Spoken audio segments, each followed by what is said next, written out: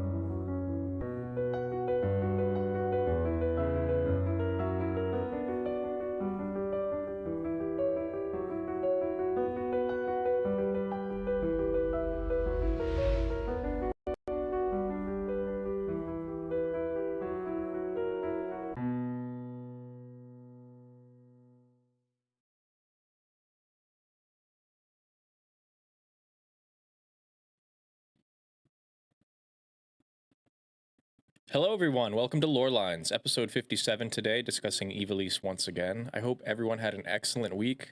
We've discussed Ivelisse before, but we are here again because we love the content and we have some relevant stuff. So welcome everybody. And I just wanted to ask, what was everyone's first experience with Ivelisse? Was it PS1 Tactics? Was it something else? Com is completely open. I did. That's a long story. It is. Let's hear it. My first Final Fantasy ever was Tactics Advance. First Final Fantasy ever. 7 years old. Oh, you were 7? Yes. Mouth is baby. Mine Not was wrong. Tactics. My first of the Ivalice series, it was Tactics first. Tactics. Then I played Tactics Advance, then 12, then Tactics Advance 2. So it kind of went a little out of order, but I just, out of all the universes that Final Fantasy has created, Ivalice still remains my favorite, whether it be past Ivalice or future Ivalice. So for me, Go ahead. So for me, it's like I was 7 when I first got Tactics Advance, and I absolutely love that game. I still love it, and until I got like a year later that the Final Fantasy 1 and 2 remaster remakes were launched in the Game Boy Advance. I thought that every Final Fantasy game in existence, the universe that took place in, it was Ivalice.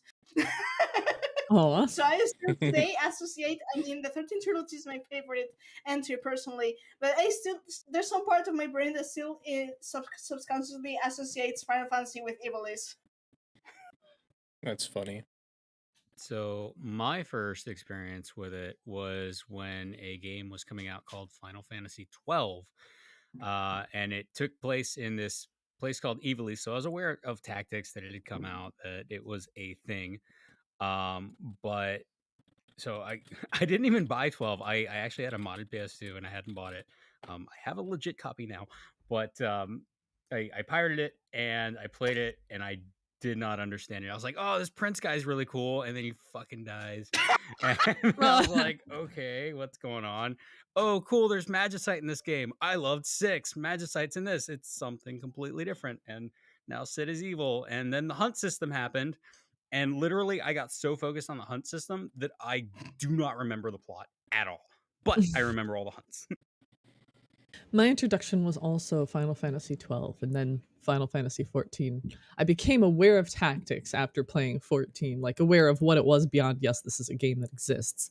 But I still have not had the time to play it. However, that's okay. I don't care. I've long since spoiled myself on all the important stuff. I'm pretty much with Neil on that. I experienced 12 and then 14 as introductions to Ivalice, and I still haven't played Tactics, but I've heard good things from partners of mine and others who have played them, especially War of the Lions. The remake, it's Yeah. I haven't had the pleasure, but I wanted to when I saw it coming out because there was so much more like drawn art, and the poetic shift of the language just really suits me. So play War of the Lions. Yeah. It's the, I mean, it's better version, best, more accurately and very 14e dialogue like, and then there's a couple of cameos too, and more playable like playstyle. It's better than the original. so I mean, it's basically the original but polished. yeah, but polished, exactly. So I can't remember exactly when I was introduced to Tactics, because I definitely bought the game when it was released, but I have memory of either a rental disc or a demo disc, because it was around the time when I was playing Breath of Fire 3 and 4, and I remember not really understanding the system or the classing, because it was just the first encounter of the game. That's all it was. It was a cutscene and the first, outside of the school with the bandits. That scene. Oh, that's Tactics Advance. No. Advance. This was Tactics. This was FFT. When they're graduating from their little school at the very beginning, and the very first mission in the city streets with the canals. That was my experience with it. And then when it actually came out, I bought the game and played the heck out of it. Probably 7 or 8 playthroughs. That was advanced. No, it was Regular not advanced. It was not. It was not advanced. It was a modern. Really? Did it have a kid named Marsh? No, it was. I mean- it was Ramza and Delita when they're squires right at the very beginning of the game. But Yeah. at the right The very really? beginning. Not the Very- church. What The is it? first What is first post introduction Oh, mission. okay. Right. Yeah, this Because the so first- Tactics starts that with was a chapter confusing me. 2, chapter 2 scene. That's confusing me Mhm. because Tactics begins with the tutorial mission is actually forward in time and Yeah, then goes is back. that That's in War right. of the Lions? Yeah, it was War of the Yeah. Lions. It was after Orban, the first in terms of timeline. I'm sorry, I was Okay. super unclear. Yeah, there we go. Yeah. Okay. Yeah. No, not with Agrias and everybody and the two knights. Okay. No. But no, but yeah, so that was my experience. They didn't do the Orban scene in this disc, and that's why I thought that it must be a demo, but it's been so many years that my memory might just be scrambled on this. So I did not play 12. I did play Vagrant Story, but at the time it was released, it was not technically Ivalice. It was kind of retconned into Ivalice, and the developers agreed that it would be considered such, but initially it was not. But it was the same kind of gritty environment, very similar art, and same kind of like They still have the anti-authority continent of- storyline. They still have the continent of Valendia, but then again, Vagrant Story is I think it's post Tactics game and before 12, and 12 added the full map of Ivalice, which is Yeah. not the There are full several map. different Vagrant Not the Story full was map, released but- after Tactics for sure. Not the full map actually, because then there's Tactics Advance 2, which has Gyland and which is it goes with the continent of Roll. Then it's got a portion of Ordalia. There's Ordalia, well, whatever. Probably And Ordalia. then we got Valendia, and Valendia is I don't know. I actually remember. I'm not sure if it's where Arcadia and Malmask and Nabradi are. Lots of nations. So just for everyone's notes, Tactics came out in 1997 and Vagrant Story was 2000. Oh, okay. So yeah. Yeah, makes sense that later in 12 they would add the continent of Valendia. stuff. Ordalia and Romanda. Yeah, that yeah. And then there's So- Tactics Advance, where it's just all made up. Well, I agree. It's just all made up. That's because makes sense. It's the kids. It's It's a the group kid's of imagination. It's Mute's imagination. In fact, you actually put the places in the map. Yep, it's fun. It And was if so you do unique. it- I loved it. And if you do it right, you may get some juicy treasure. I really Anyways. want a remake of both Oh yeah. Tactics and Tactics I'm go- Advance. They're both great games. And a remake of Golden Sun too. Oh, that was the age. That may happen after I'm dead. Don't jinx it. See, the more pessimistic I am towards something, the more likely it will be to happen. I mean, word, but don't jinx it. Anyways, back to Ivalice. Yes. So, I almost don't know how to start with this. I mean, we could start with Tactics. We could dive into 12. We could hit Vagrant So Story. the What do you actual want to do? chronological timeline would be 12 Revenant Wings, A2, Tactics, Vagrant Story, Tactics Advance, and then add A2 Grimoire of the Rift. Oh boy. Unless we're talking 14 and then it's flipped. I mean, when it comes to tying 14 with 12, it's like, I mean, you wouldn't either of these games. If you put the 14 world into Ivalice, it wouldn't be out of. I mean, it wouldn't feel patched into it. And if you No. put the Ivalice as proven, if you put Ivalice into the 14 world, it doesn't stick out anyway. So it's kind No, of. it doesn't. It's kind of, but then again, Yoshipi is a Matsuno fanboy. It's not like where Taro's like, yeah, everything's canon, even if it doesn't, match up or whatever. Yeah, it's canon. There's a stage play. It's canon. Was that a throw up noise? No. What? Is that I mean, emotional just- distress noise? Yoko Taro plays at a different level. We cannot expect to comprehend his mind. No. He writes his stories backwards, writes the ending first. and That's then the it. beginning. Yeah. It's. I mean, sometimes that works. Sometimes it's good to know where you're trying to go. I mean, that's a level of genius that. Well. There's a reason why he wears that head. We'll just say that.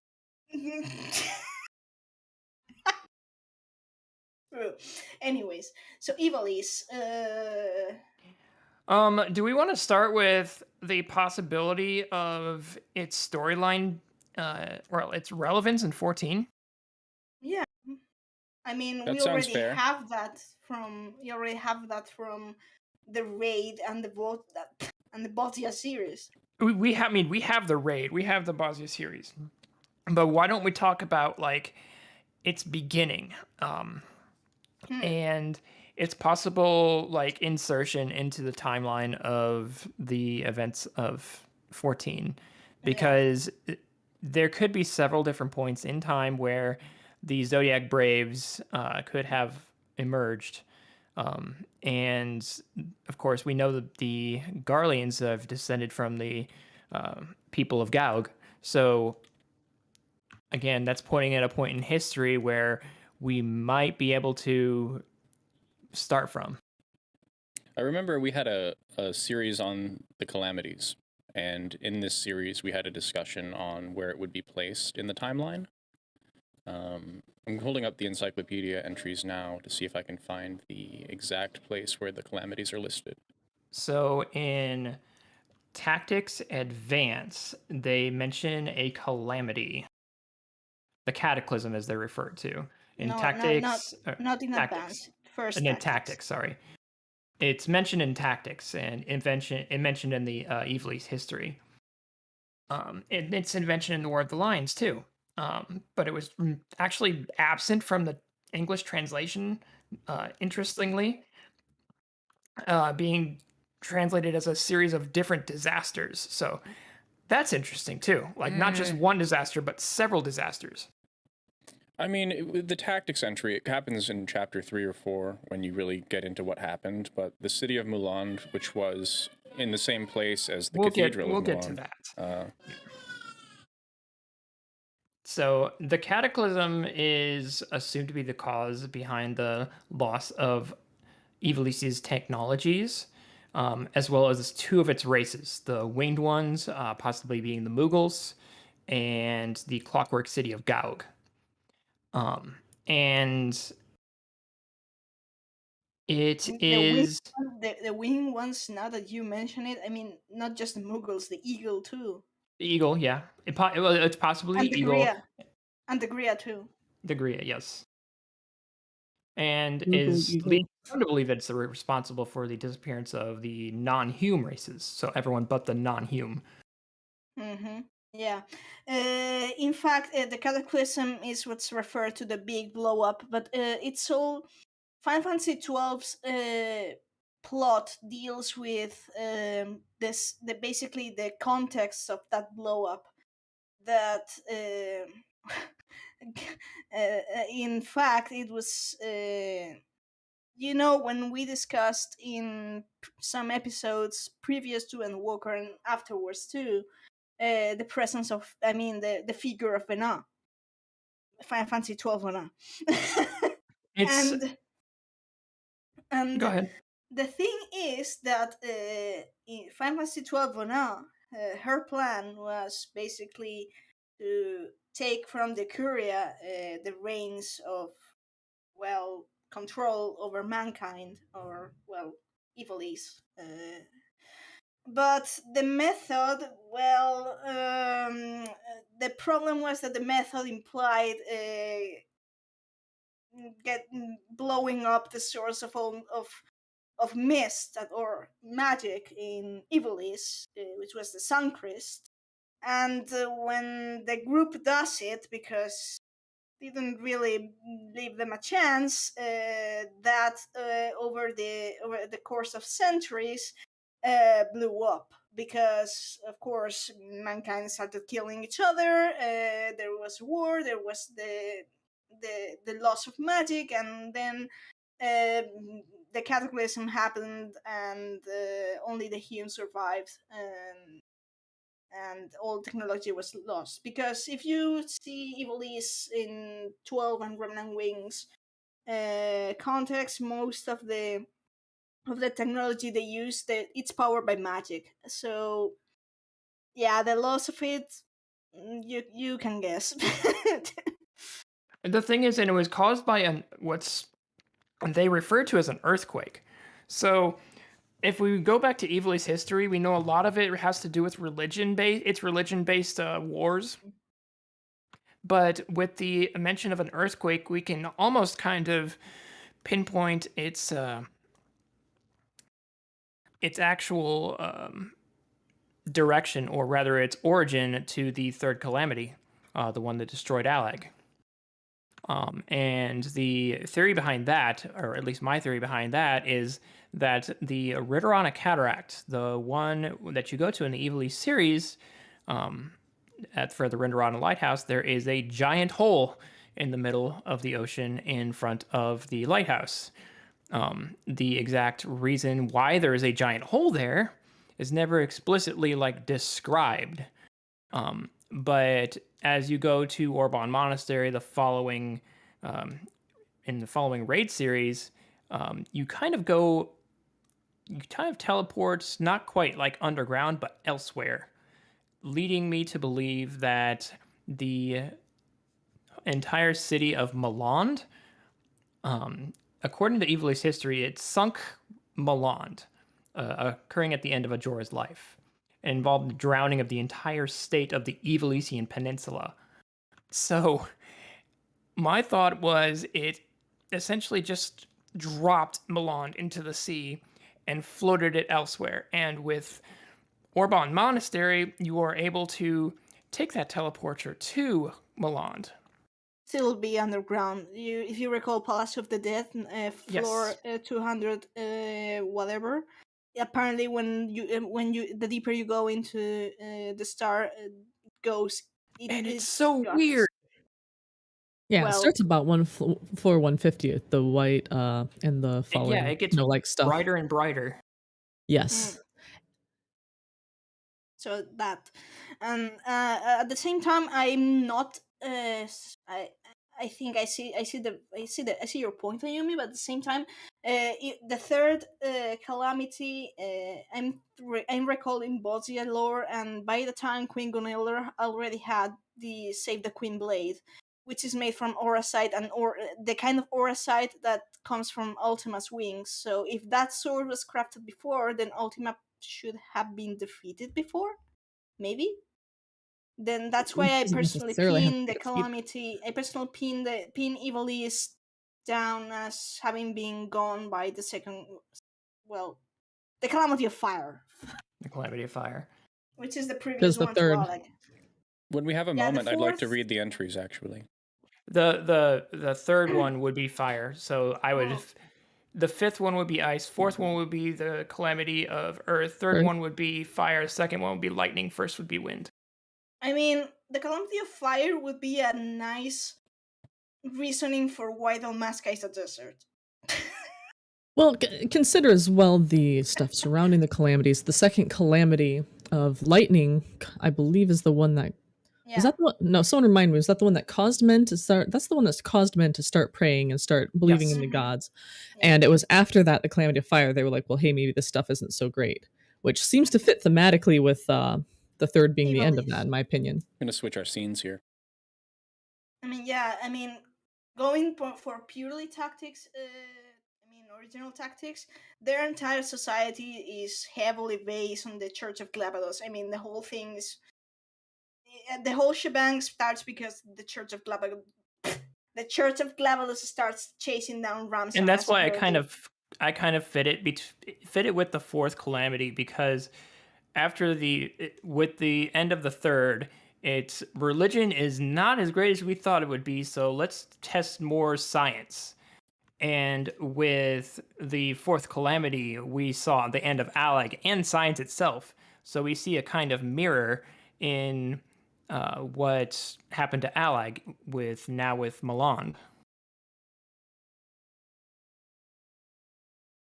That one that sounds a bit too recent for the whole thing about Ramsa and Ultima and stuff. Ivalice feels more ancient to me. That's my I impression. mean, all these calamities are pretty dang ancient.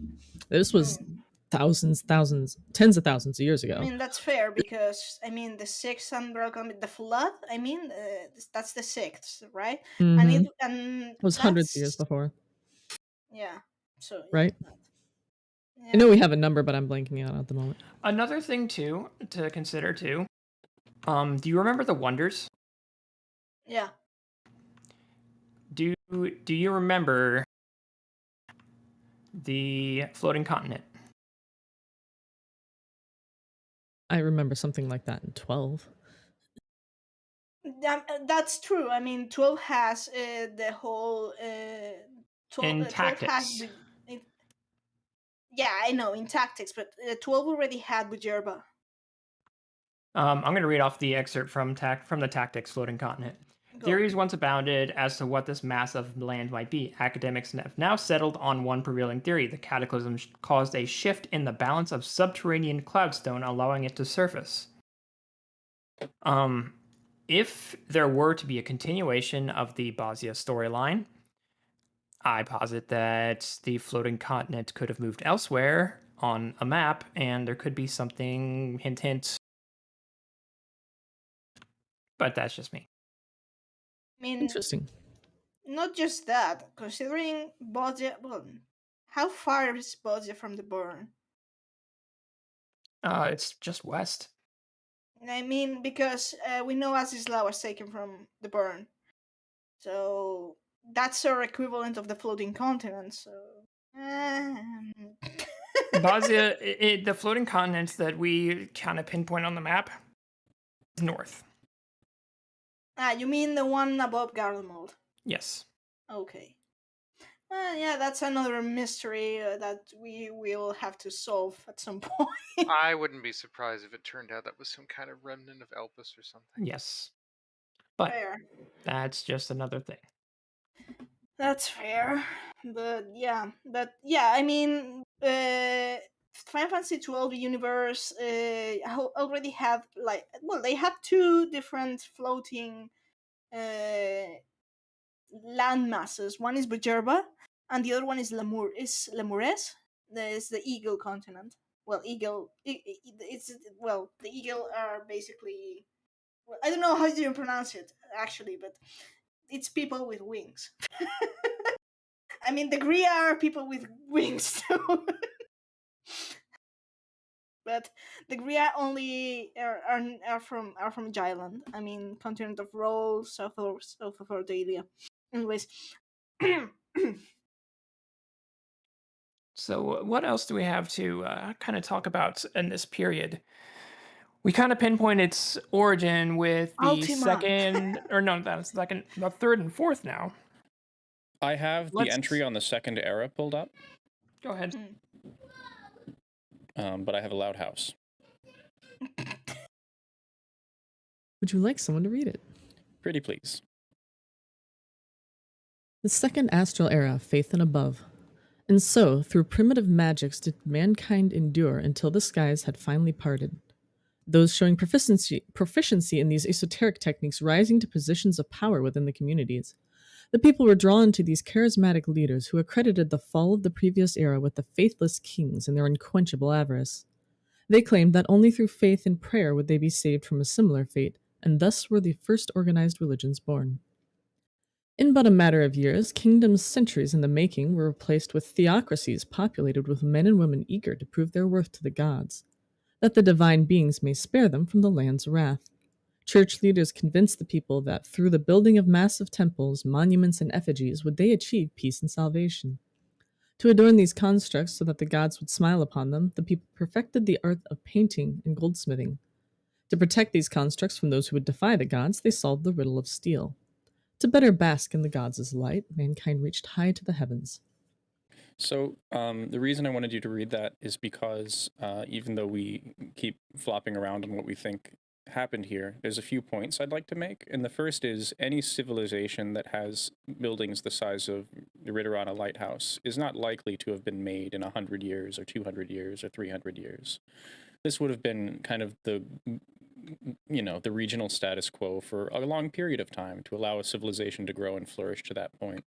The second era is the only era that things like the church are mentioned to this extent, and learning to use things like steel. So steel is a very basic technology that took us as humans a long time to figure out, because you need extremely high temperatures to create. But it's no magitech, right? Like, this is just swords, essentially.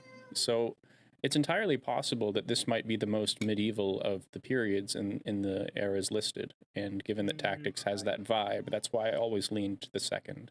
The problem here is that Alag is when we get massive airships. And so, as Cobron might be trying to say, the timeline might be flipped in 14.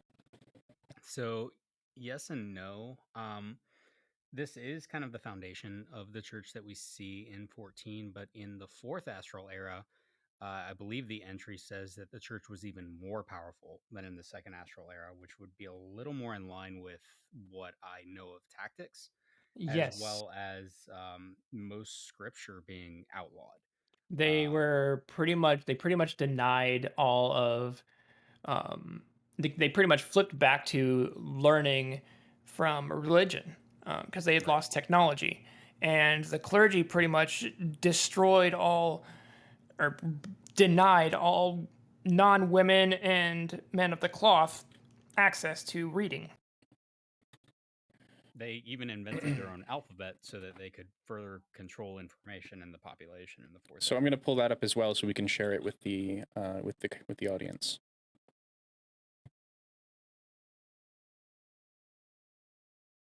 Yeah, so for me in the world of 14, the Tactics era was solidly in the fourth astral era, just because I feel like they left it the most open of all the astral eras. They And also just created a blank slate, like nothing. They couldn't describe what happened during this point and this point in history. right. Just like the Waiting for that. Ridderonic Cataract. And I've brought up the Yeah. fourth era, so somebody please take it away. I'll let a Yumi do it. No, you. Fine. From what information, mostly based in oral tradition, remains of the. And can you scroll over just a little bit?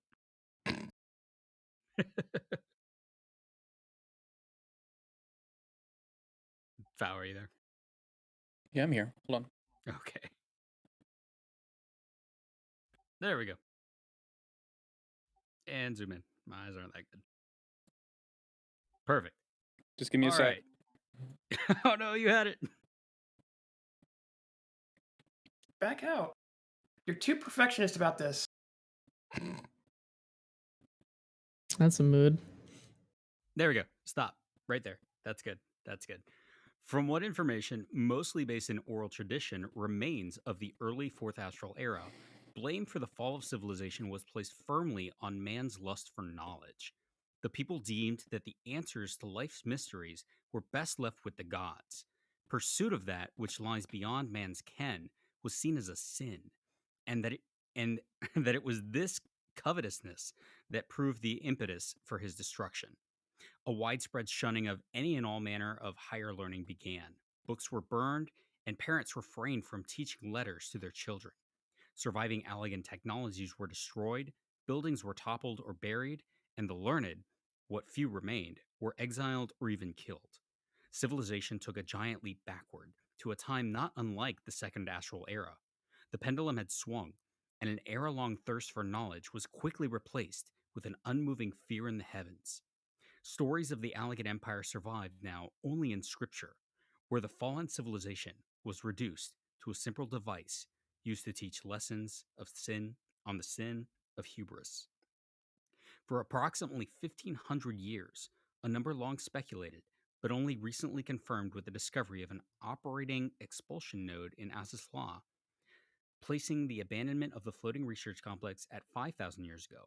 The silent war against knowledge continued, the church manipulating what knowledge, if any, trickled its way down to the masses. Religious leaders went even as far as introducing a new alphabet for their holy scriptures, taught only to the men and women of the cloth, so as to solidify their control over the realm through the continued illiteracy of the common people.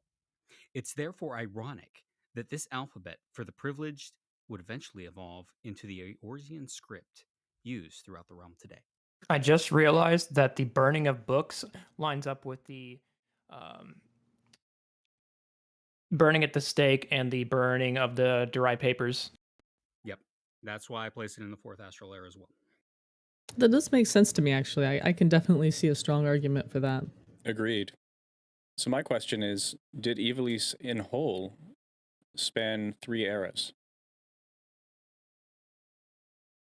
It's pretty much its own little region at this point. I mean, because Dalmasca is southwestern authored, just like Doma and Yangsha are Eastern authored, and Eors is on a completely separate continent. You know, and they have their own history, pretty much. Yeah, but and- a large chunk of that history is gone.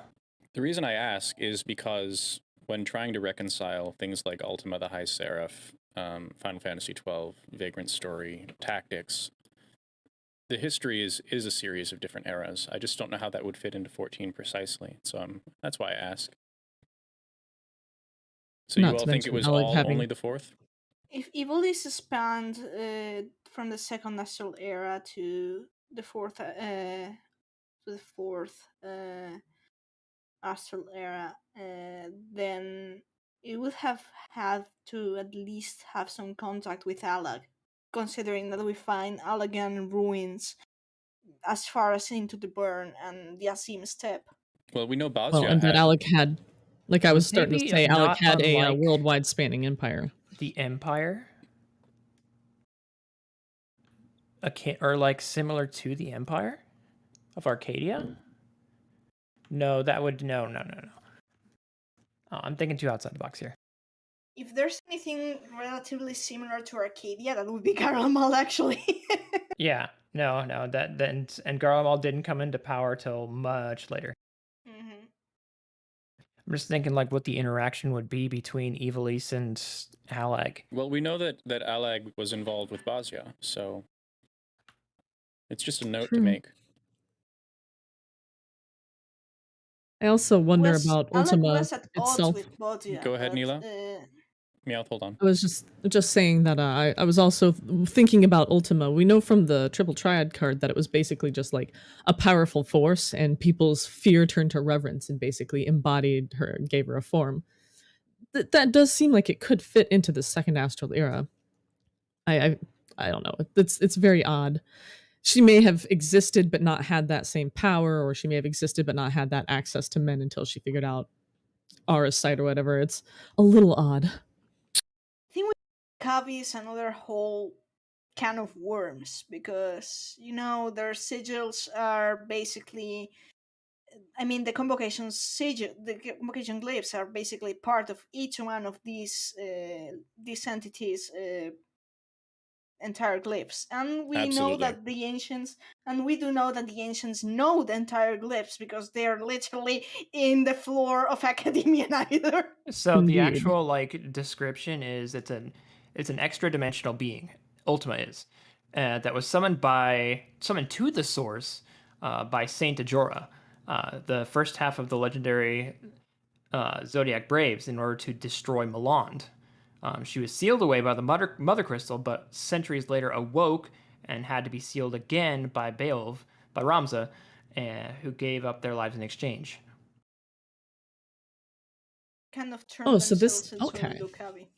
No, So this is sorry. where the tactics knowledge comes in very handy. Yeah, because in Tactics, Ultima was an entity that existed previously and is trying to make itself present in the world again in the time of FFT. Okay. Yeah, I've read a lot of this, but it doesn't. Some of it escapes my So- memory since I haven't played through. Basically, to make it sort of easy, the Okuria, which are more or less the gods of the, it's a race, but they are kind of the gods of the world Ivalice. They create the espers. There's two a sign of light and a sign of darkness for each element except for holy and dark, which are Ultima and Zodiac. And then Ultima decides to rebel against the Okuria and gets all the signs of darkness on her side. And that's the rebellion of Ultima, and she and these espers are ultimately defeated, and they are the espers that we can summon in in the Final Fantasy 12 series and the Tactics series, more or less. I've got a Only- Here's a big silly one. question. Only, Go ahead. and the thing with Zodiac, he is the exception because he was kept in a childlike state, and the Curia were. He is the keeper of precepts. He's rather powerful, but he didn't join Ultima. So Zodiac was basically chained down because they were like, "What if?" And the poor thing was imprisoned and doomed to stay in a childlike form just because he was too powerful and they fear him. Go ahead, Neela. Okay, so probably a silly question, but were the Scions of Light made before this rebellion? The verbiage saying that ex La Habre was created in opposition to Mateus, etc., made me always think that like after they rebelled, they were like, shit, we need some way to hold these powerful entities. Because all of the Espers have some like, oh, well, my job, like Chaos's job as the Walker of the Wheel was to like, preside over the hearts of. No, I'm confusing with the other one was supposed to Exodus presides over the hearts of man, but you get the idea. They all had some sort of a function that then they rebelled from, and I really wonder if these were created in opposition to them after this rebellion to be like, yo, we got to hold these guys in check. Do we know anything about that? Is it just a theory? It's not really mentioned. I think the implication is that they were created as Scion of Light, Scion of Darkness, just because balance. But See, I had the impression Scion of Darkness was a term that only came about after they rebelled. Yeah, but they I could be already wrong. have Ultima and Zodiark as representatives each of Holy and Dark, so Hmm. it would make sense that I mean, A2 actually winning. has a segment on them. Yeah, so at the same time, I think that that would also may have inspired the whole astral and umbral polarities. That because all the rest of the spheres, some of them are the classic elements of Final Fantasy, some of them are a bit more ambiguous, but they all have like you have an in 14 speed you would have an astrally aligned esper and an umbrally aligned esper. Okay, Meowth and the rest, I've got something to share with you. Several Oh. things, Ooh, actually. exciting. So, concerning the Scions, the following text is given by Luso to Lysiford. Oh yeah. So, the order of creatures known as Scions hails from these other worlds. They are found in many places, in many lands, and they count among their number emissaries of the gods, protector spirits, and even greater doers of evil. Though the other worlds are not normally accessible but from Ivalice, if certain conditions or requirements are met, it is possible to give otherworldly power a physical manifestation in our world. This is most commonly seen in the pact made by the summoners who called down an esper to fight for them. From the legend of a great mage in the far eastern realms who sundered a magical seal, thus receiving a scion as a servant, it would seem that they too operate by these same principles. In Jilland, it has been discovered that the summoning of scions is possible with the use of a particular magical device. However, it is certain that the power manifested through this means is only an echo of the scion's true power. To evoke the true power of a scion, it would be necessary to harmonize oneself with the scion's being, fusing it not only with one's purpose with the scion, but one's own body and mind. Now, this is intriguing because That's with basically what Alag Ajora tried. and the Yes. research on summoning, Actually, that is interesting in light of that, true. It's also applicable to Final Fantasy 13 and incarnate summoning of Eidolons. There, I did it for you. and go. So, I have another thing to share with you. Ruh-roh. Let me find it again. Bear with me. Okay, so this has to do with Ultima again. So, the Light of Kiltia. Does anyone remember hearing about this? I know there was lots and lots and lots of dialogue in the Return to Ivalice storyline, I but know the Kiltia are from the 12. That it's one of the religions of the Church of Locus, of Ilcus. Yeah. So the Light of Kiltia, also known as the Church of Ilcus, teaches that Ultima is a servant of God. On the other hand, the sect of Germanique believes that Ultima is God, who will welcome them to heaven upon their death. Deemed heretical, the sect was banished from Dalmasca years ago. Let's go to the Light of Kiltia. I am the only god. Kiltia was the religion of Dalmasca, a kingdom and authored now conquered by the Garlean Empire. It was a polytheistic faith centered on Farum the Father, god of light, who had significant influence on Dalmascan society since ancient times, but took a hands-off approach to interfering with the secular matters of government. However, the Garlean Empire banned worship, and its holy places were either destroyed or repurposed for the Garlean military. In times past, the Light of Kiltia once involved itself in secular affairs of the government, but following public outcry, there was a forced separation of church and state. Kiltia was also known as the Church of Iocus, or the priesthood of Saint Iocus, and traced its origins to Saint Ajora.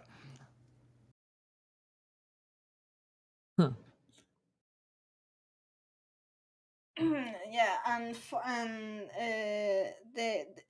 I think that's probably what evolved later in tactics from Farum to Farism, which was the religion previous to the Church of Galapagos. Other faiths were tolerated as acknowledgement of Dalmasca's diversity, yet the followers of the sect of Germanique alone were branded heretics and were exiled if not executed, whereas the church taught that Germanique was a betrayer who slew Ajora. The sect considered him to be the true savior. And where the church taught that Ultima was a servant of God, the sect considered her to be God, who gifted them Auracite, and miraculous stones to solve all of mankind's woes. Yet Orosite brought disaster wherever it was used and was regarded in fear by the populace, which turned to violence towards the sect of Germanic. And so it was that the sect was designated an extremist cult, much like the Lambs of Talmud. Members of this sect believe that by sacrificing their lives, they will take unto heaven to join Ultima, and so they willingly offer up their flesh to the power of Orosite to become the demonic Lucavi. That's very interesting, especially in light of like potential post-Alex stuff. Or Yeah, even it becomes a bit or even the becomes a bit messy the when- 13th stuff. Mm-hmm. becomes a bit messy when it comes to when you realize that in the Ivalice series, Ajora was precisely no saint. Oh, I mean, there's some from a narrative perspective. That's such a good thing in the Ivalice world to be like, this guy did some crazy stuff. Most people don't understand what he did, and they assume it was good, and they put all this good on him when actually it's not the case at all. taking a heroic figure and going extremist on it, like Germanic. Like these guys are the crazy ones that they believe all the thing, and they take the name They from might the be guy correct. who actually slew Ajora, transformed into the vessel of Ultima, and it's like how ironic, but that's something that actually happens in real life. For example, I mean, you for example take the most known story of the swastika, that before Hitler ruined it forever, it was a sacred symbol, and then it happens. Precisely. Things get a new context or new information. Yeah, It's easy enough to steal something, Yeah. and then it's Yeah. destroyed forever. Mm-hmm. we're tainted. Yeah. But yeah, that's the thing. So, do we want to take a look at these espers? If you all would Yes. like to, I have them up. I'd say so. I love that Let's mischievous roll that laugh, by the way. beautiful bean footage. Go ahead, Cobra. I mean, I'm quite fond of the espers of the Ivalice universe. Cobra, what did you... It's very What hard to were hear you if you could come closer. Sorry. Oh, all I said was it's time to roll that beautiful bean footage. Yee.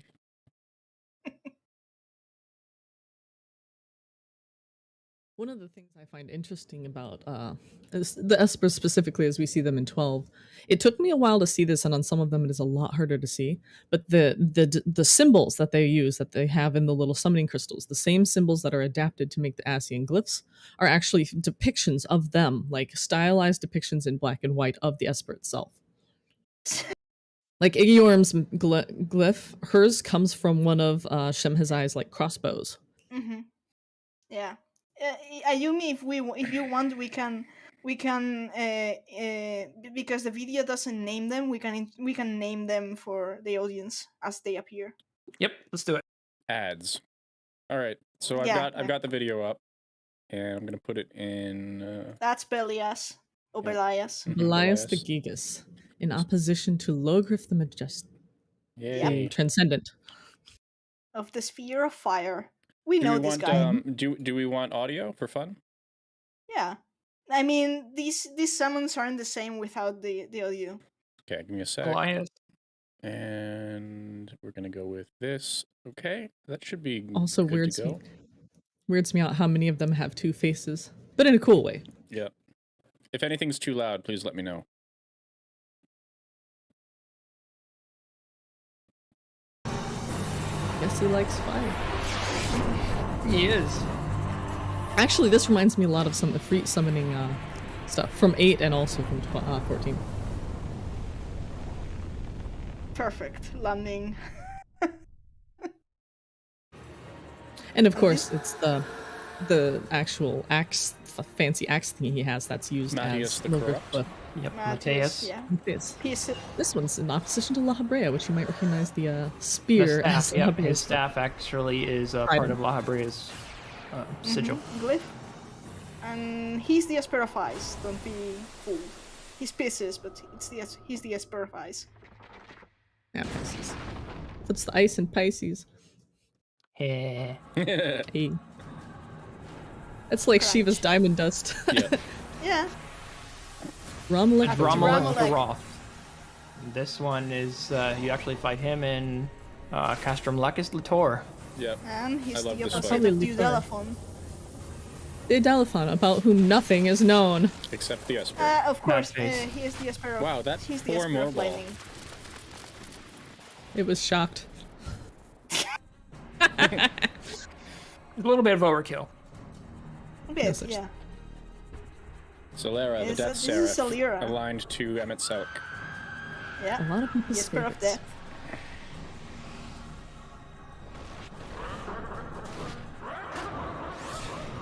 Featuring a freaky color inversion. Also, the mask looks a lot like Emon's mask. True. Not insignificantly, yeah.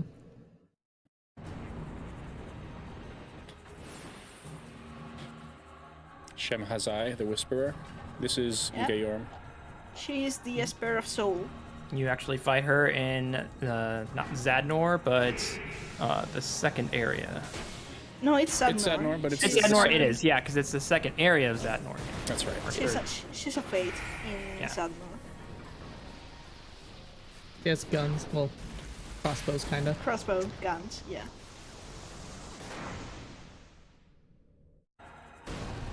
Yeah, you remember this one, eh? The raid. Ow. Hashmal. You're of Hashmal. order. Earth. Earth aligned. Van Daniel is his opposite. There he goes. You know, that's actually interesting. I never connected this before, but Hashmal, Earth, Fandaniel, Calamity, Wind. Earth. Mm-hmm. Oh, true. Kukulane. That's yeah. The Esper of Poison. Not to mention the ancient masks look like Hashmal. Froze.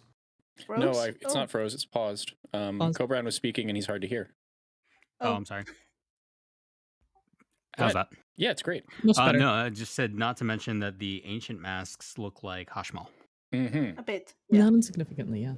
All right. I don't know if anyone else has played Final Fantasy IX, but every time I see Kukulane, I'm like, he looks like a Ku from 9. True. He does. And the Ku are always like hungry and wanting to eat stuff. Well, Kukulane's whole thing is like he eats all the poison in the world. Unfortunately, it corrupted him. Yeah. And his Esper of Poison. Yeah, his opposite is Nabrialis. The Majestic. This poor. That's a Morbol. stinger, by the way. Yeah. Yeah, That's and cool. just releasing everything on the Morbol. Zeromus, the Condemner. They Morbol, deserve it. they deserve it. That's Zeromus, Zeromus. Condemnus. Condemner. Yeah, Condemner. The Esper of Gravity. In opposition to Opposite. Ashtaroth, the Night Star, Astra, who yep. we are still waiting to learn more about. We had one scene with him. Crapclaw. Yes, symbol of Cancer. Morbol. Yep. Yeah. I mean, Morbol stuff, I'm they fine deserve it. with it. Kill them. Exodus, the Judge Sal. A Sal is a type of tree. It's a tree from Africa, I believe. His opposite is the It's also Druid. X-Death from 5. Yep. Ironically, X-Death Armor is of a the tree. Arbiter. Look at those meteors on his throne. Unironically, X-Death is a tree. Yeah. He's the Logically. Esper. He's the Esper of Ether. That's his sphere. That's a big rock. Yeah. Also, scales. Just saying, scales. He judges. And someone just had the Echo awoken. I mean, what? F. Oh, this guy. Yeah, in the chat. Famfrit, the darkening cloud. Manfred. In opposition to Emerald, the Holy Queen. Not Holy. Yeah. Holy. Doubted myself. This guy sucks. Flip it, whirl it. He can flip the world all he Tide wants. Pods Just go. don't face Bahamut that thing when 64 I'm in trying to go into burst mode. Tide Pods go, Tide exactly. pods, yep. As if No, it's he's not doing a- the thing. I hate the thing. As if it's not clear enough, he is the sphere of water. You sure? The number of times I got washed away by that attack. Chaos. the Walker of the Wheel. Mitron is his opposite.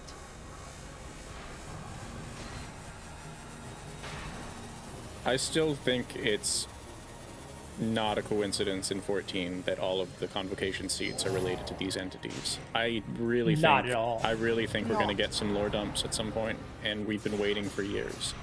You know what I Also, would that's- really recently. I mean, he's the opposite of Eden, and it's really Eden-like. By the way, he's the Esper of Wind. What were you saying, Cobran? What I would really like to see is some more information about before the star was tamed, because they mentioned it a Mhm. little bit in Elpis. They Mhm. barely touch on it, but they said that before the star was tamed, things were different. It was kind of a wild world, and I really wonder if that's not something akin to this, where the convocation were the ones who stepped up and defeated the original Espers to bring peace to the world, and that's kind of where the convocation seats originally came from. It makes sense, That's but a the Yeah. goose theory I has a favor as seal. well. Yeah, I actually really like that one. That the Also, first holders of the seats were the original first Zodiac Braves. Yep. So There I are want to several address. Braves throughout the series, and actually, there is a story of the Braves, Zodiac Braves, in Radzahan. Yep. Hmm. I do want to Uh, address yeah, what Jenny Neela, said. go. As someone who only has played 14, these connections are so confusing to me. And as I'm going through some of the other Final Fantasy games, it's kind of mind blowing that 14 really is just a mishmash of themes and ideas from other True. Final Fantasy games, and just characters. brought together so incredibly well that it's seamless and cohesive. You were saying something, Neela? Yeah, I was just going to add that they did reveal in some kind of a Q&A, I believe, that they have names for all the convocation members at this point. So I feel like there must be some kind of underlying thing. Whether we'll get to see it or not, I don't know. But I Shake would it loose sure from like Koji to. while he's They distracted. better not have all those names and not share them. That's all I'm saying. Yeah. So you're speaking of Go the to Greek us. names, yeah? Yeah, we'll go to a 16 panel. We'll find Koji and we'll shake it loose from it. Shake, shake, shake.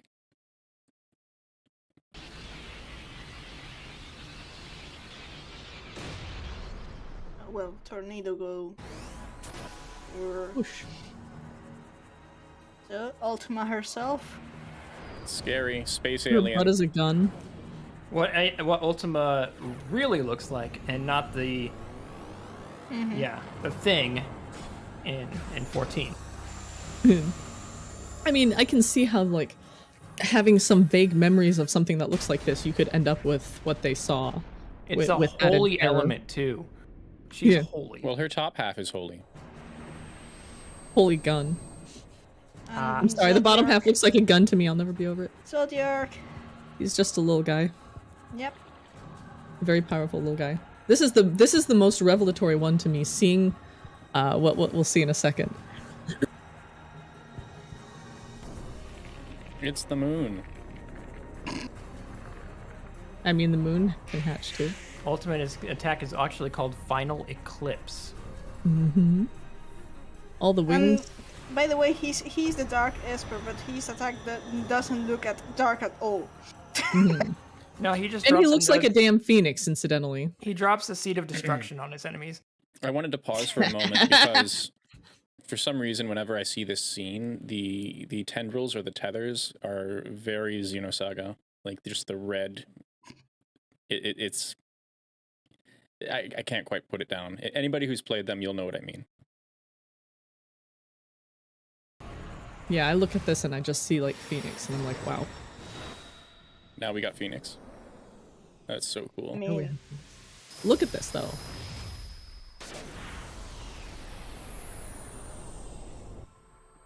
It's freaking cool. I love this one. yes. And then, Very bright. Yes, I do agree. It's very bright for the Esper of Darkness. yes. We need to have Neela. We need to have you play through one of the tactics games or one of the 12 games. You know, that You'll- would be you'll love it. fascinating. So I'm thank sure you it to would. Boss Fight Database for the in-game rip. Thank you. So yeah. And on top of that, we get the. I was thinking as we were watching the Espers, my mind keeps going to the Curia, and of course it goes to Vanna and Garen. Garen is the leader of the Curia. Of the Curia, and incidentally, we have the Garden Oracles in 14. Right, which is a treatise of prophecies. So And tells Ariane J some about the world as it once was. Interestingly enough, there's a copy that exists inside the Google library, which is where he read it at. Elidibus and Ardbert were there with him in that cutscene. You know, I do find it a bit stunning that this book was not in the restricted section, Charlie. Blame Matoya for that. I mean, it is in the restricted area of the Google library, surrounded by monsters and a book familiar. Yeah, I know, but yeah. still. I Did you mean, say a there's book like player? Go ahead, I Neil. mean, there's. Sorry. Oh, I just didn't hear him correctly. I said, did you say book flayer? I said familiar, but was it the book boss or the chair Familiar. boss? I believe the chair was in hard. I got them mixed up. Chairs The and first, hard. the first one is the big old book. Bibliotaph. You're right. Bibliotaph. The bibliotaph. It's The a book boss. everlasting bibliotaph. And then the So that's owl on great. a chair was hard. Exactly. The Fucking. librarian was hard. I like how I'm being reduced to book boss and chair boss. I stole this What chair do you too. want That's us to the best do? part. I mean, I have Vietnam War flashback time every time I got the Google library normal in roulette because I know we're gonna fuck the bibliotaph. What? Sorry, the Messed up. mechanics. I mean, anyone can be Someone into it. clip I that. like books a lot. Don't say Not stuff quite like like that on this that, book. but I This do bitch- like books a Knowing lot. you, I wouldn't put past some of you. You said it. Someone clip that. I have non-speaker privilege, so It's true. You do absolutely fantastically, Meowth. Every now and then there's a little thing when we can't help it, but it's not that we could've don't like you. asked, It's like- because we like you. We could have just gone into the library and asked for like a copy of the Garen Oracles and just left. We'll leave all of the rest of the books alone. Give us a copy of the Garen Oracles because I'm pretty sure it has a detailed description of things we should not know and maybe a few more things on how we can go to other stars. because I would like to see it. We do see an excerpt, incidentally, in case people aren't aware. There is an excerpt of it in Louis Sua's journal. He copied a bit of it down, and it's revealed in one of the New Year's Day like thingies that they do. Yeah, it was something about And it's a bit Heidelberg dense. and It's a little, Zodiac. yeah, it's like before time in history. You know, the world. God, I should know it, but I'm blanking on it. I'll pull it up. Hey, that'd be perfect. You have a link for it already? I Finding can it. probably find it if not. Excellent. I'm sure I've linked it in the Discord. But yeah, it speaks in very poetic language about the sundering and about light and dark, Heidland and Zodiac. And some of it I feel like has probably been kind of soft retcon because it talks about for hate of the star to the seas he sends his whatever. Speaking of Zodiac, which seems to be a less hateful and more empty entity now, but Mm-hmm. maybe they were maybe it's talking about referring once Van Daniel took over. Or maybe it's referring to Elidibus. It could be. I mean, I don't get that hate vibe from him. Resolute fury, maybe, but not so much hate. Personally, Yeah, I that's my mean- interpretation. I mean, hatred takes many forms, and Elidibus is. I feel like Van Daniel fits it perfectly. Yeah, that's Yes. fair. I mean, it's an oracle. It could be about. They can retcon it to mean about Van Daniel, even if that wasn't their original Yeah, intent. They're pretty that's- damn good at backwriting, all things considered. Yeah. Yeah, I could see that, actually.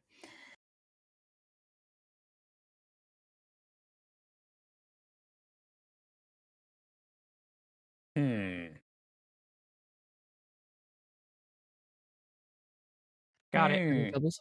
Got it? Okay. I'll just to Just about to offer.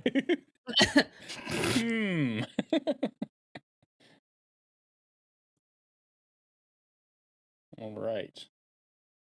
I was about to suggest that perhaps after this one, we could introduce In live Rena chat. Got it. and Garen, if you want, Yeah, sounds fine. from the videos. Rena's a heretic. And it's legendary. It is. legendary. It absolutely is. Here we go. It's up. Okay. And so, in these waning hours, my thoughts turn to a passage from the Garen Oracles. This is from Louisoix's journal, and then he excerpts the passage here. In the beginning, before myth and legend, before light and dark, there was but the sea. In the beginning, before man and history. Light and dark were divided, the sea sundered in 14. To the seas she cast her children for fear of the moon. For hate of the star, to the seas he cast his doom. May we ever walk in the light of the crystal. That's From the Louis final final page of the journal of Louisoix Levier. So Yeah, and it should be noted for anyone who's listening but not watching, the she and he are all capitalized, referring to Heidelin and Zodiac. yeah. And further, we already know in Endwalker, it's been very, very well established that all of this was propaganda to get us to act the right way. I was about to say That was actually admitted. She said there's no say- justice in my actions. Like this. right. Mhm. Painting Zodiac as hateful could just be not as much a retcon as I much will as just say- they didn't understand what his original. Here's the thing, though, and again, this is God tier backwriting or just sheer dumb luck, but this thing seems to set up that Zodiac would in some way have caused the doom, the final days perhaps, since that is basically what it was. It was a doom of sorts.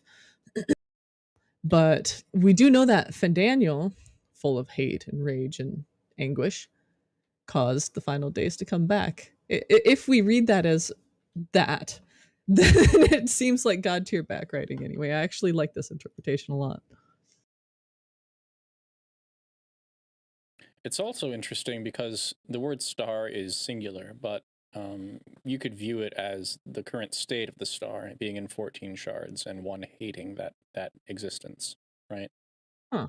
So even without a Fandaniel retcon, it kind of fits if you take it as Yeah, in that case, Doom is very much a Heidelin interpretation of the Ascians, I'm sure. correct, yeah. But the sea's probably does work. referring to the ethereal sea. Oh.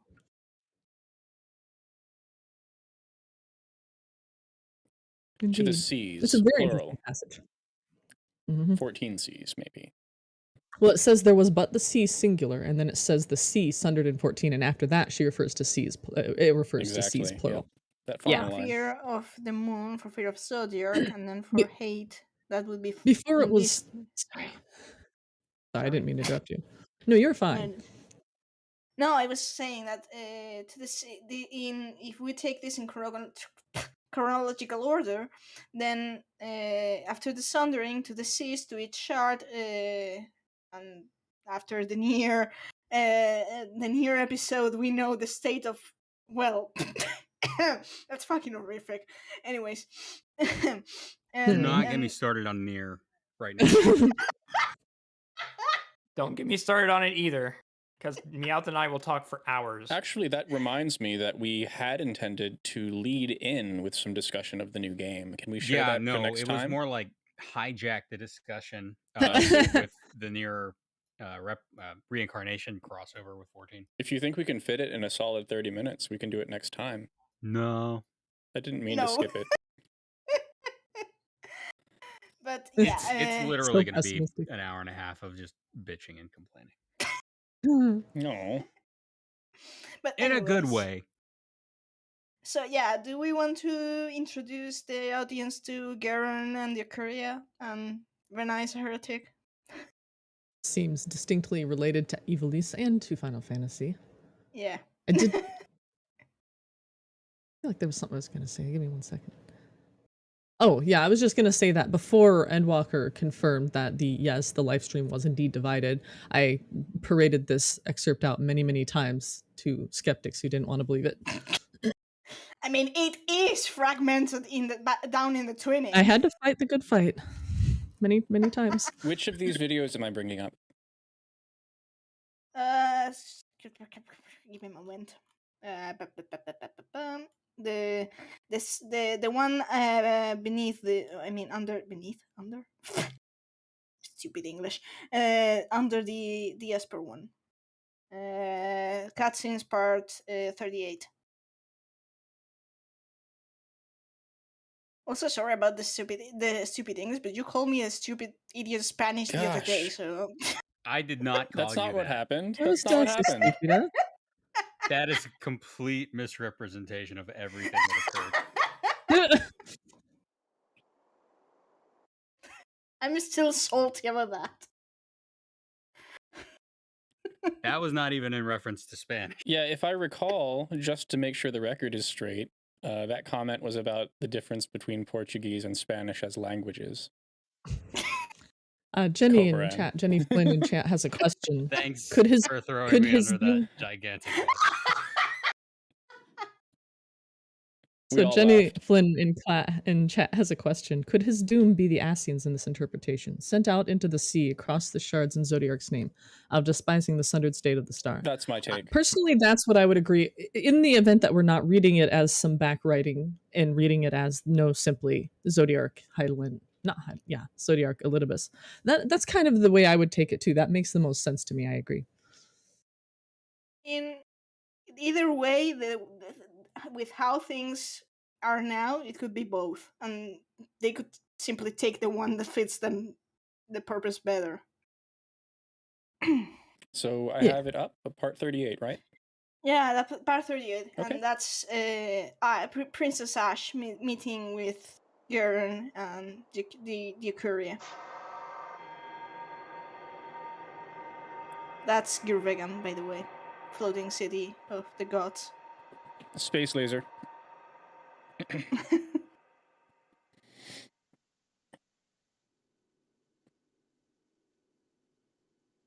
Where is everyone? Fear not, Princess of Dalmasca. We, Ocuria, have chosen you. And you alone. Silence. Well, actually, no, I have the sound turned off. Sorry.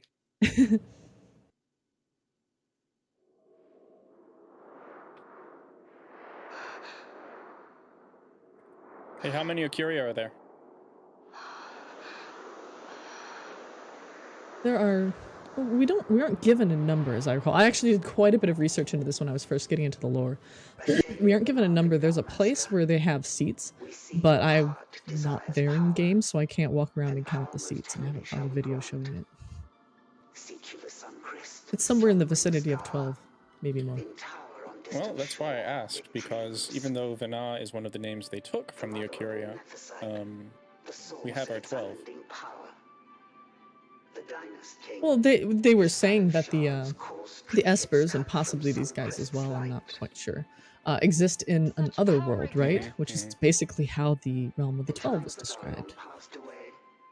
I noticed that earlier, then forgot to comment on it. The dynast king. He took the sword and cut the crest. 3 shards he took from its gilt grasp, and so became the dynast king. His words and deeds run through your veins. That's why I was given it. The Sword of Kings. Yeah, the Ocuria are concerned with controlling the course of Ivelisse's history. With you, we now shall treat you to cut a run for history's I also speak in iambic quadrimeter. Now take this sword, this treaty blade, Ocurian Just a fun note. mark of your worth. Cut deep the crest and seize your shards. Wield Dynast King's power. Destroy Valar. They created the Espers as servants, then Vanar's an being led Ocuria, by a being Ultima, like you. they revolted, and the Ocuria threw them down and bound them with glyphs. Vanar's a heretic. Is ours to give to chosen Yeah, we see several of the seats here in different ones, but we don't. I don't think we get to count them all. and set the rose of knowledge in man's hand. I agree with Vana, sorry. Limitations they profane. It is anathema to us. We give you That now an the empty seat? stone and task. Administer judgment. Destroy them all. judgment. God, 12 is so good. I need to go back, play it, and actually finish it. I got very close to the end. The Empire? I mean, a lot of people sometimes just don't like the gameplay or whatever because it's different, but the voice acting is top notch. It took me a while to get used to the gameplay being different, but the Gambit system won me over. Like, I enjoy setting up systems like that where you say, in this case do this, in that case do that. And sometimes it goes wrong and I'm panicking, but generally it was a lot of fun to set up. We Ocuria light the path for wayward sons of man. Oft did we pass judgment on them, so that Ivelisse might endure. Eternal, Don't trust we are gods. history's stewards, to set the course and keep it true. The chosen is our hand, our fist, to let live some and crush the rest. Princess, you have been chosen. They're Asians, don't trust them. Take revenge against those who stole your kingdom. Fulfill your role as savior.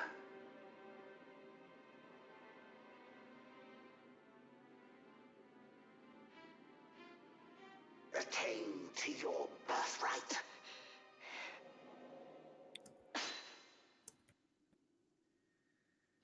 I have a statue of her with that sword. It is legit one of my favorite. Nice.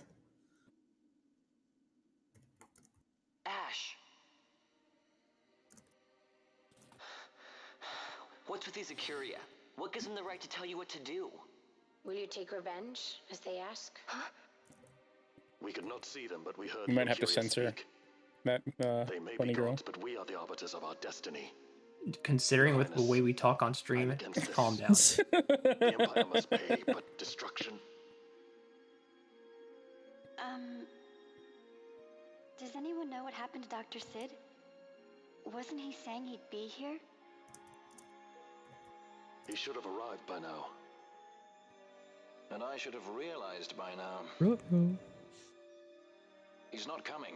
He laid out the bait, and we bit. Remember what he said? He wanted Ash to get the stone. He wanted that all along. That's why he think it's flaunted his Nagorno. andesite and reeled us Right. in with his stories about Vegan, all to bring Ash to the Ocuria. But wait, if Nabrialis is from the 12th Shard, implied to be a raised-up hero. Empire? It's, Maybe he wants to see what happens when non-coincidental. foes with Nethicite collide. That'd be just like How Dr. unfortunate. Sid.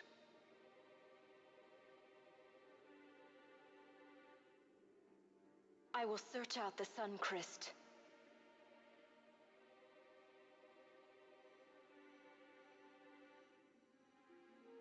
History is built by our hands.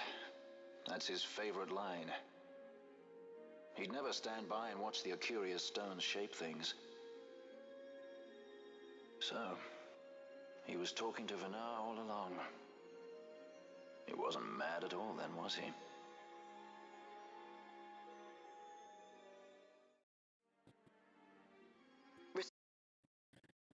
That was very entertaining. Should put that on Netflix. I can't tell whether that's sarcasm or. Oh no, that's genuine. I'm telling you, 12 had some really, really good voice acting. And Yeah. a great script too. Yeah, Jenny agrees with me. Heck yeah. Yes, I too remember I'm Captain Bosch. God. I don't trust them. I know the story of 12 is as it is, but I think you're meant to question it. To be honest. I would kind of agree with that conclusion to make you, because it's one of those situations where none of the choices are exactly fantastic. Yep. You have to take the route that you have to take, of course, but it's not intended to be like, well, we're the good guys, we did the right thing. Yet you should think about it and be like, well, what if we didn't have to? What if things went differently? Yep. It's another Yasumi Matsuno game that's just, solidifies his the reason why Yoshi P looks up to him. You want to put up the last one of the videos? When Vayne and Vana merge? Yes, that one. That one's good. Is the one? Give me a number. The last one? It's part 47. 47. Got it. Actually, now that you mentioned that, it's not exactly the same thing, but Vena becoming Heidelin, some very slight synchronicity there. Especially if like these espers were indeed, forces that were defeated and imprisoned by the ancients, and that's why they have their symbols in their burning areas. This was a great scene. It is, and the dialogue is still. Yes. Gets me. Yes. I have failed us both. Jenny says, I didn't know Vena was in another FF game too. Oh, In 12, Vena was an Ikuria, which are genderless beings, and was a pivotal, well, as you're about to see, kind of the big bad, but not in an evil way, just in a disagreeing with other people way. And that's where the name comes from. So if you've been on our Discord at all, speaking of which, exclamation Discord, we actually have a sticker for this kind of stuff. Do we have a Venaza Heretic sticker? We should. If not, we need to get one. So line that up. Yeah. But we do have creepy Hydarine. Yeah. But they're I mean the Korea is true that they're technically genderless, but I think it was in French and some other localizations that they refer to Vena in 12 as a female, and they're basically, their voices are modulated like a mix of male and female voices, but like in Garen's case the male voice is more prominent, and in Vena's case the female voice is more prominent.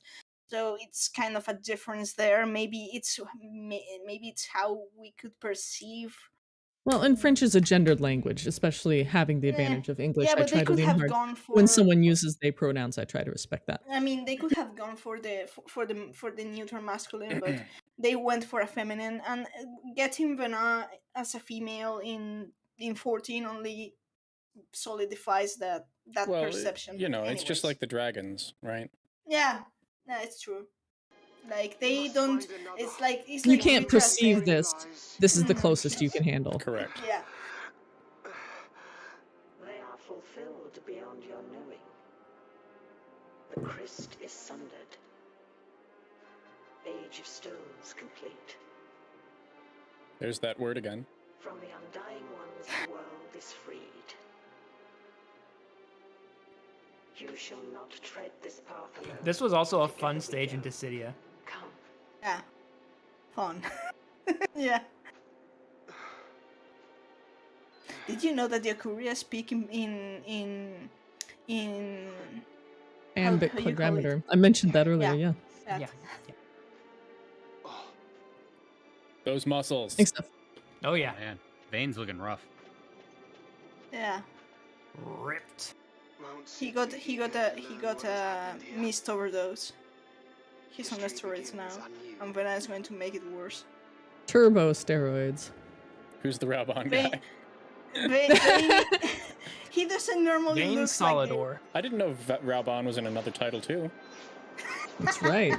It's actually in Raubon actually first was in 11. Vayne also loses his arm, but he also loses the rest of his body.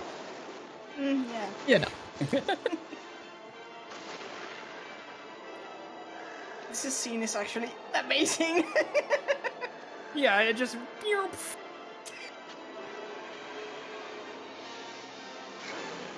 It's so OP. Like I mean, you know. Almost like his mortal form can't hold Vena's power. Damn this frail flesh. I am stifled by this vessel of flesh. That's exactly it. Heh. He looks hot. Hot, eh? Wink. You should see him without all the muscles. What? Oh, he's an attractive man, absolutely. Yeah. Especially when he's less, we'll say, jacked up.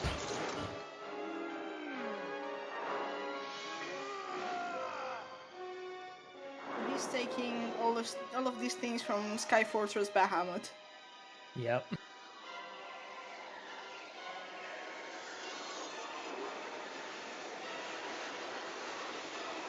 Oh my god, I love this scene. I played this game. I don't remember any of this.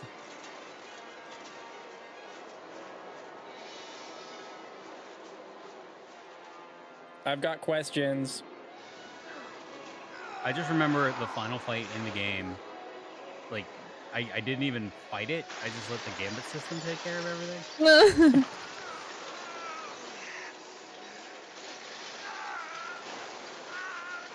This guy looks a little spooky there. Just a bit. Hidden with mist. Yeah. The mist burns and sees. Well, speaking of burning, Yeah. boom.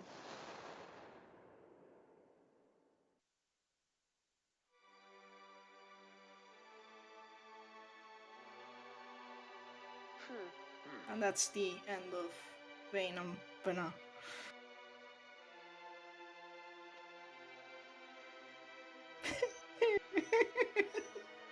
I love it. Yeah. They're so married. We need a duo like that in 14. Good fun. I mean, we have like Sid and Nero, but they're not nearly that awesome. I mean, 12 is a pretty cool game, y'all. Yes, all the Ivalice worth a games play. are worth it. I believe Zodiac Age is on Steam, question mark?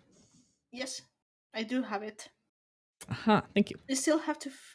yeah, Balthier is the Naps guy, yeah. yeah, that's right. Ivelisse. Yeah, Indeed. was Neela? Was it you mentioned earlier from the 12th shard, a hero raised up? Yes. Yeah. So. Well, and they also it's an intentional resemblance. Not only does Yorm look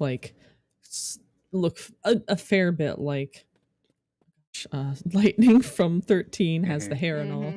Nabrialis intentionally looks like Balthier from 12, and Pashtarat like Cloud from 7, though they didn't have the Cloud hair in the game, I believe, when they put that cutscene out? Question mark? Not sure about that one. But they also very much rammed it home by having the same voice actor play Balthier, that played Balthier, play Nabrialis in English. Gideon Emery? True, yeah. Gideon Emery. I don't want to take another huge Ascian sidestep. I just want to recognize that post-Endwalker, it's really cool to think about all the lives that these people lived before being raised up. All of the Sundered Ascians had lives before this, so we don't know much about those, and slightly sad face, but also a cool face. That's an interesting thought, absolutely. Maybe we can meet some of them in the shards that haven't yet been ascended, It'd be funny if we go to like the other reflections and we just see the other Sundered Ascians as just like normal workers, just normal people. It's like Pashtarat's just working as a fast food restaurant worker, just like flipping burgers. No. If that's what he's doing, I want to know, because I've been wondering for so long what he's up to. Just greets us as, yeah. He's the protector of the Burger King. On that topic, I actually remember that there was a thread a while back about characters that had the exact same settings as some of the Ascians, including Ultima and Pashtarat. And I think there was like a 1 in 930,000 chance that they would you have mean the the exact same physical settings. physical facial shapes? Yeah. You mean in Character Creator? Yeah. Like Yes, I know the one model. you're talking about then. Some dude with like an Orsite busts in and starts wrecking the place, and Pashtarat's like, ma'am, this is a Wendy's. I'm laughing. I don't even know what a Wendy's is. You don't need to. They have square hamburgers. Hey, that's because they don't cut corners. God damn it! Hey.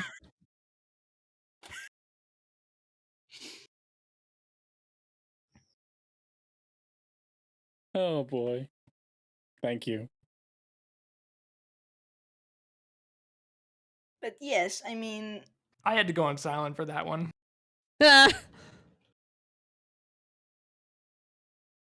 I just forgot what I was going to say. He derailed. That's all right. That can be what next time is for. We are coming up to time here. True.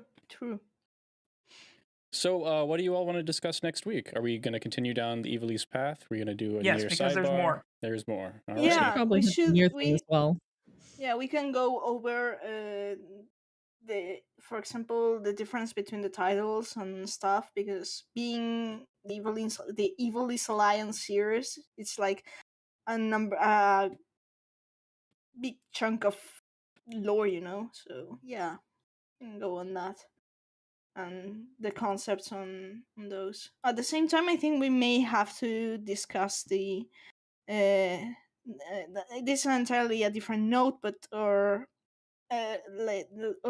streaming schedule. Yes. If we do have a streaming schedule. We should. Like I said, I think we stated last week that we were going to be starting up our schedule. Was it this week? I think that's the Yeah. plan. If Maybe Cope can confirm. if Cope's Xbox agrees. Apparently, there's a lot involved in trying to stream from a console, especially like an older one.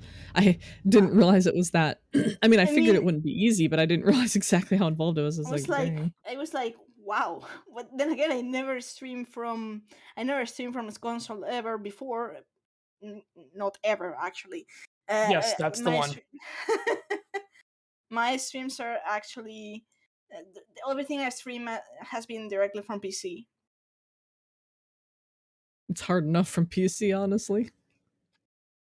See, I'm thinking about just getting Odyssey on Steam and just kind of working off of basic layout, basic lorelines layout from there. But the poll that I put up on Twitter, thanks so much for all who voted. Odyssey and Origins came in so close to one another. They were like 35 and 35%, but according to Twitter's quote-unquote algorithm, Odyssey came in ahead just by a small margin. I'll just play them both. So we'll finish Odyssey, then we'll move on to Origins. Nice. Great. Cobb? What? That we announce yours. Are you ready to stream this week, or is it gonna have to take a little longer? Oh yeah, it's ready. I just haven't said anything about it. You're getting worse than Meowth with the 13th stuff. Oh, it's gonna be terrible. It's gonna be so good. And Meowth is gonna be furious because I'm gonna fucking lambast the game as we run through it. Please do. No, I mean, I was just the only thing that I may get a bit prickly if you don't, if at least you don't include Hope in your team. That I'm not even saying as a leader, because only crack a suicide stupid. It's already so mad. I'm gonna say this. I am not confident in the kid that was given a gun in his hand and was like, nah, I'm gonna use a boomerang. He doesn't need neither the boomerang or the gun. That I can tell you. I mean, I didn't get very far, but he was still using a boomerang where I was, and I Please was like, show the kid, picture that was this posted kid. in live chat. Please show the picture that was posted in live chat. Oh God, which one? The one you posted. No. Maybe later. That's from the Nissan commercial. And Yes. I don't care. That's still fantastic. It's amazing. But yeah, that will be the only thing that it's just I mean, you're going to have Meowth as sort of back drivers back driver in the back driver's seat, and I just personally like watching Hope be it as leader, be it in the party. And that's fine, but I'm expecting like this super tragic story. Meanwhile, all this advertising has Lightning wearing like Louis Vuitton and driving Nissan cars and having a super awesome life. And her game, I'm sure, is just going to be like pain and suffering. And it's just like Neela, you watch The Lord I've Run. You can answer that. You can answer that. I'm one. going into this completely blind. I have no idea what's going on. Yeah, let them experience the game. I've gotten to like chapter 3, and then I was like, oh, I can't stream on the 360. I need to upgrade to the Xbox One. And so I did. And then it was like, oh, you got to start over. I don't know if you have 13.2 on online returns. I'm willing to give them to you. Just 13. I'm entirely willing to give them to you in Steam. Don't worry. If you want to gift them to me, I am totally game for that. Okay. So, but on my side, I'm getting ready.